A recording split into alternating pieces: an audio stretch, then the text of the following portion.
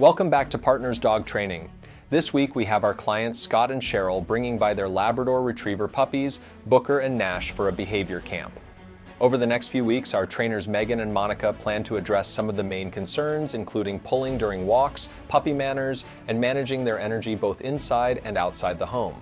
Let's see how their check-in is going.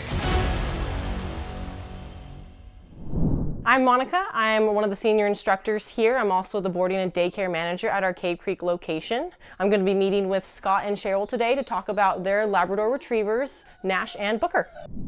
Which one is which? This is Nash and that's Booker and their rescue brothers. Oh, okay.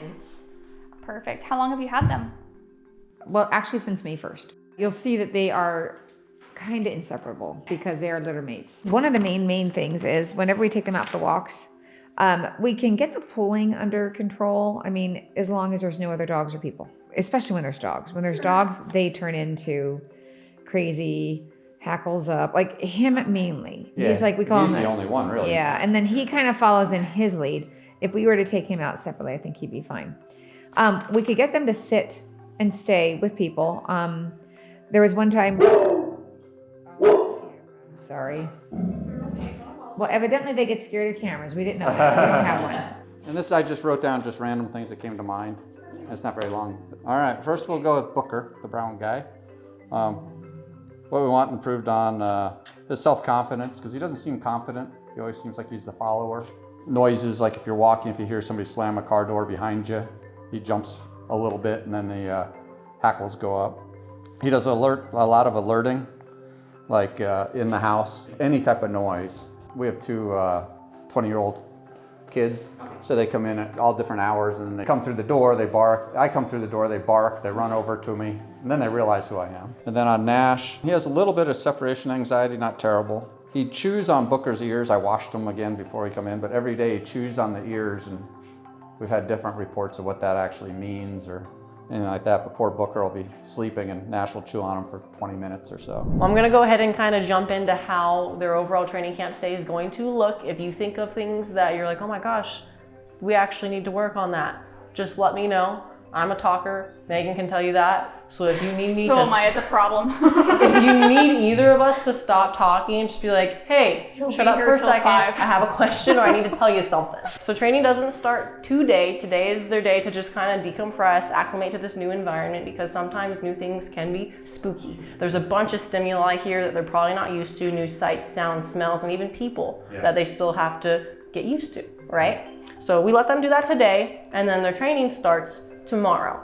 So during training camp, they get 2 sessions of training a day, every day except for Sundays. Sundays are their days to just relax. That's their off day. Now the equipment that they end up going home with is dependent upon how they do in training. So if they're not quite receptive to my slip leash, they're like, yeah, I know you're on the other end of that, but I don't have to sit for you. I don't have to focus on you. I can still do whatever I really want to right now. Then we'll slowly up the equipment that they're on and see which one they respond best to set them up for success, as well as what equipment they're going to work best for you guys.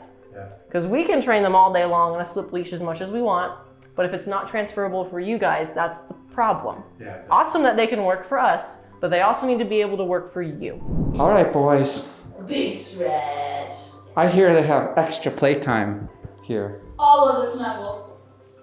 You guys are going to have a good time. You guys are going to have a good time. Yes, you are. We're going to miss you.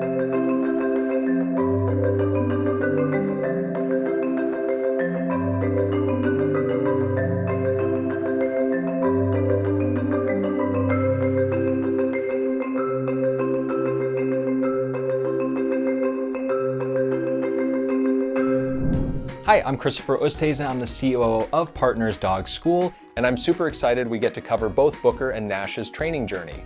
Over the next 2 weeks, our main focus will be on managing their puppy energy and establishing a solid foundation to work on their reactivity when they are on walks with both Scott and Cheryl. It's essential we make the pulling and heel work very seamless, since Cheryl mentioned having a bruised ankle and won't be able to continue handling any potential pulling fights should either dog become reactive to any environmental factors while on those walks through the neighborhood.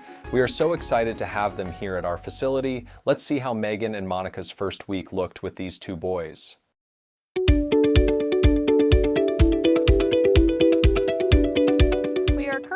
working on just existing. So letting him get his sniffs out, acclimate to being in a new environment. Once he is settled and stopped sniffing as much and got his potties out, now we're working on the beginnings of teaching leash pressure. Pressure means come to me, pairing it with his name, which he very well does know, Nash. Come here. Once he releases that pressure, we are giving a reward, just to reinstate that there's 2 forms of reward there. A, the pressure goes off, but B, you also get food. Nash, come here. Good. Once I get that engagement, I'm trying to keep it a little bit longer. We've got brother over there, so he is hyperfixating on him. So we're gonna just start adding some movement. At this point, I don't really care if he's fully next to me. I mostly care that we are tracking where I am going, as well as following suit with leash pressure instead of ignoring it. Come on. Littermate syndrome is when 2 dogs become hyper attached to one another, typically leading in overconfidence in one and insecurities in another, and an unhealthy dependency upon one another.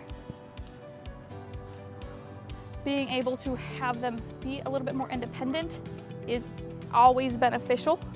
So that way, if they do need to take one to the vet, they can leave the other one at home without fear of them destroying, getting into things, or just being stressed. It is important that we make sure multiple people handle them.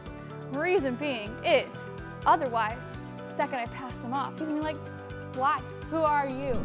The importance of having multiple of our handlers involved during the training process is to ensure that both Booker and Nash won't have any issues transferring their obedience over to the other family members in the household or any guests that may end up being around Scott and Cheryl moving forward. We will have both of them train with several of our experienced staff members to make sure the obedience in week 1 is solidified before continuing into the 2nd week.